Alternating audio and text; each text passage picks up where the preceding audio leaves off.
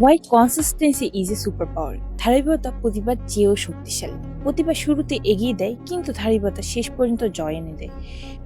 প্রতিভাবান মানুষ পৃথিবীতে অভাব নেই, কিন্তু যারা প্রতিদিন শৃঙ্খলতাভাবে কাজ করে তারাই কিন্তু একদিন ইতিহাস তৈরি করে। ধারাবাহিকতা তোমার পরিচয় তৈরি করে। একবার কাজ করলে যেমন জীবন বদলায় না, একবার কাজ করলে যেমন অভ্যাস তৈরি হয় না, কিন্তু ধীরে ধীরে করলে সেটা তোমার চরিত্রের সাথে মিশে যায় এবং সেটিই তোমার ভবিষ্যৎ হয়ে ওঠে। সাফল্য আসে ছোট ছোট ধারাবাহিকতা, মুহূর্ত এবং সমষ্টি থেকে, একবারই বড় কিছু থেকে নয়। ধারাবাহিকতা তৈরি করে কমফোর্ট রুল থেকে। একবার ব্যায়াম করলে যেমন শরীর বদলায় না, একবার পড়াশোনা করলে যেমন তোমার ভবিষ্যৎ বদলাবে না, একবার ভিডিও বানালে যেমন তোমার ব্র্যান্ড তৈরি হয়ে যাবে না, কিন্তু প্রতিদিন করলে জমতে থাকবে এবং প্রভাব বাড়তে থাকবে, পরিবর্তন অব্যাহত থাকবে।